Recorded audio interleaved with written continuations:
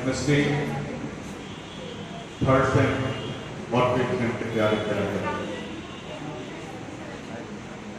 जब तक सांस है जिंदगी को सजा दीजिए, जब तक सांस है जिंदगी को सजा दीजिए।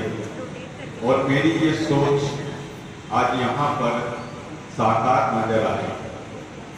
जब मैं अपने विभाग के बच्चों को इतने खूबसूरत अंदाज में लिखते रहूं तो निश्चित रूप से मेरे लिए, मेरे विभाग के लिए ये उत्सव ही तो है।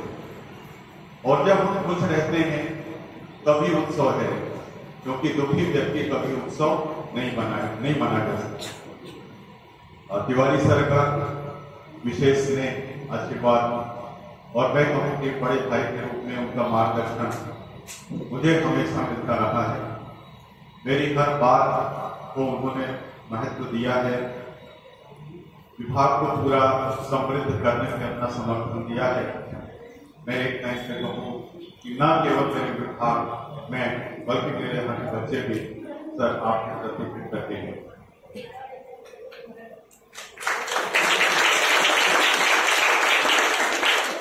बहुत सारी बातें सबने कह दी हैं, मैं देखता हूं मेरे हिस्से क्या आने वाला है। लोग कहते हैं कि मैं सुनने की कोशिश में हूं, मैं कहता हूं मैं चुप रहने की कोशिश में हूं। बातें सारी कही जा चुकी हैं, कुछ रहा अब न बाकी, इसी दुख को मैं कहने की कोशिश में।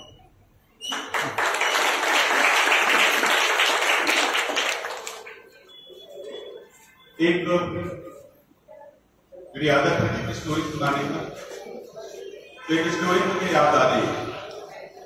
ये स्टोरी एक मैसेज है जीवन के लिए, और मैं रोज एक नई स्टोरी पढ़ता हूं और ये देखता हूं कि वो स्टोरी मुझे आगे बढ़ाने में, मेरे विचार को और ज्यादा अच्छा करने में किस तरह से मददगार। ये स्टोरी बहुत पुरानी, सुनना चाहेंगे?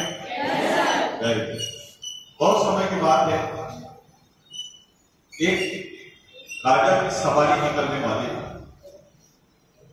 और राजा अपने महल से जिस मार्ग से होकर जाना चाह रहे थे, उस मार्ग में, उस रास्ते में एक संत बीचों बीच बैठा हुआ और वह संत नियमित रूप से अपनी आराधना, अपना भजन कीर्तन किया करता था, साधना में लीन हुआ करता था। तो राजा की सवारी जब निकलने लगी तो सबसे पहले सफाई कर्मी सामने आए और उन सफाई कर्मियों ने उस संत को कहा कि क्यों यहाँ बेकार, एक एक शब्द पे ध्यान चाहूंगा आपका मैं।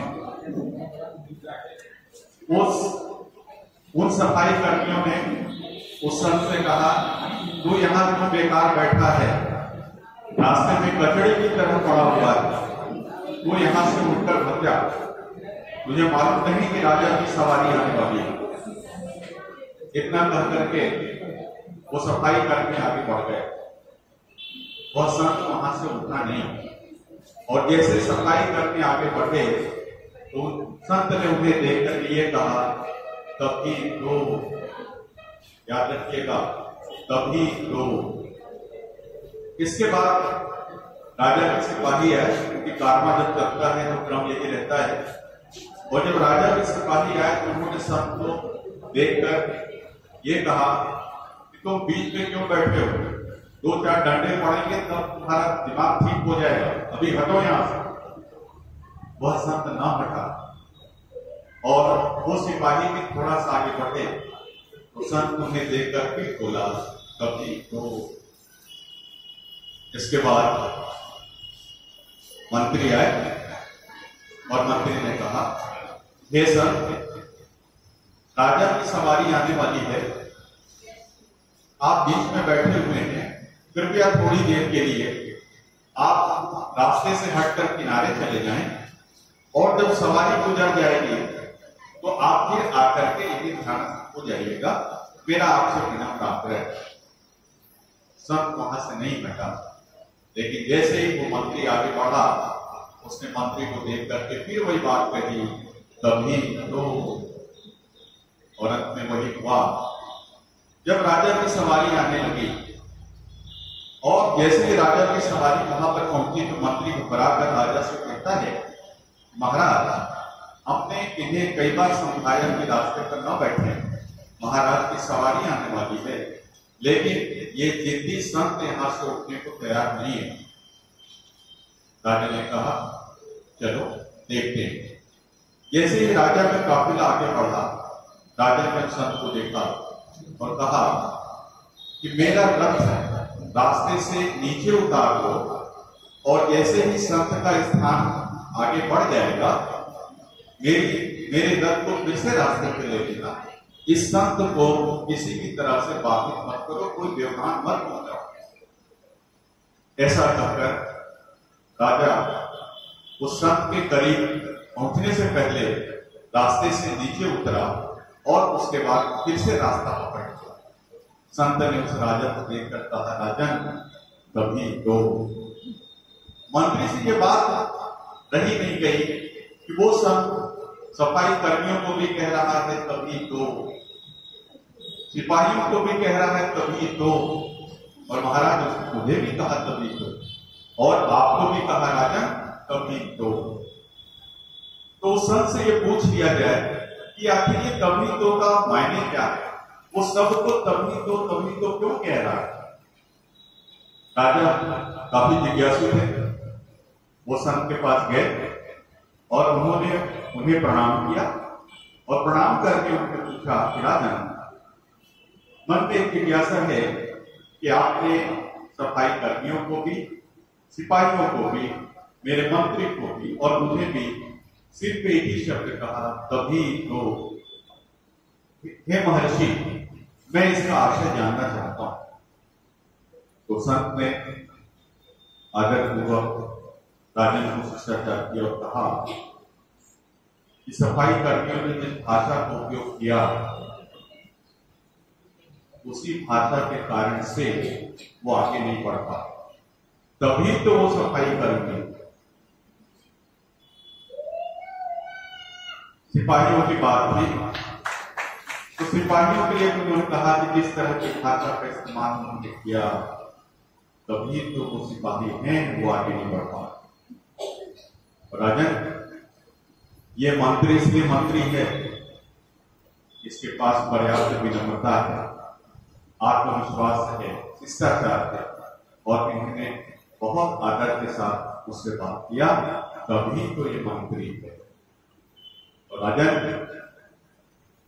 आपने मेरी साधना में दखल न हो, सिर्फ इसलिए आपने अपने काफिला को मेरे स्थान के पहले रास्ते से नीचे उतार करके आप आगे बढ़ गए। ये आपकी विनम्रता है, और तभी तो राजन आप राजा हैं।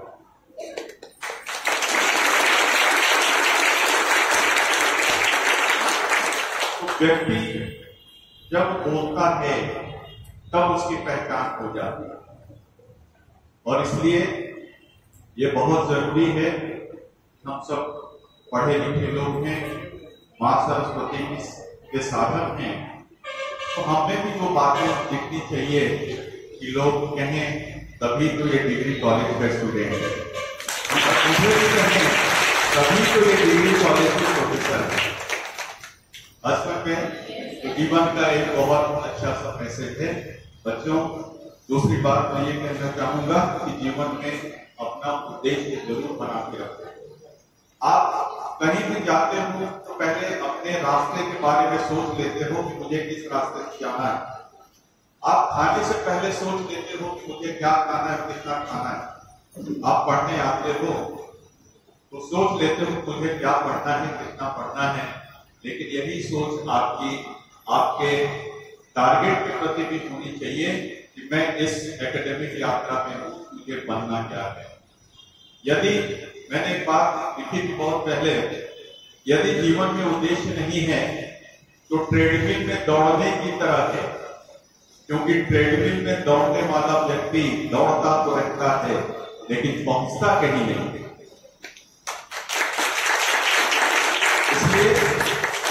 जीवन में उद्देश्य बहुत जरूरी है। एक खिलाड़ी के पास भी उद्देश्य होना चाहिए। जैसे एक बहुत सुसज्जित ग्राउंड है और उसमें गोल पोस्ट नहीं है, तो क्या निपुण खिलाड़ी भी गोल कर पाएगा? इसका मतलब हर जगह उद्देश्य की जरूरत है। आप इस महाविद्यालय में आए हैं, विभाग में आए हैं, आपका उद्देश्य, और उद्देश्य को पाने के लिए जुनून होना चाहिए, और वही जुनून आपको सफल बनाएगा। ठीक है, ये आगे बहुत अच्छा रहा। कुछ मैसेज में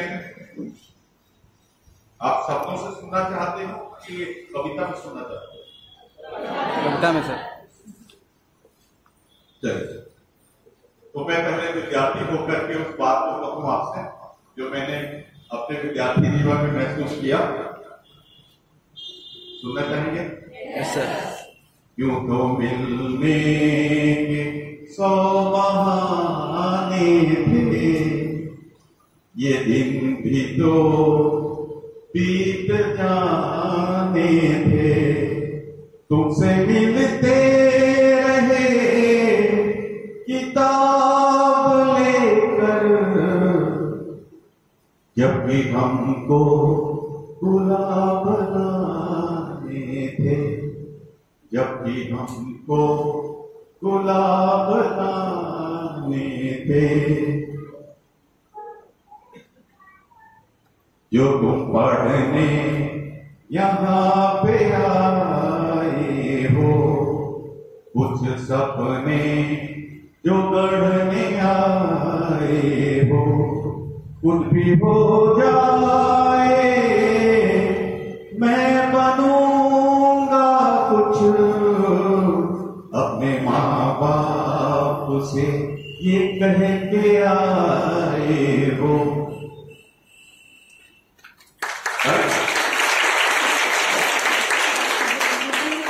मेरी बातों का ध्यान रख लेना, मेरी बातों का मान रख लेना, जब भी गुजरो किसी गली से तुम, अपने कॉलेज का मान रख लेना, अपने कॉलेज का मान रख लेना।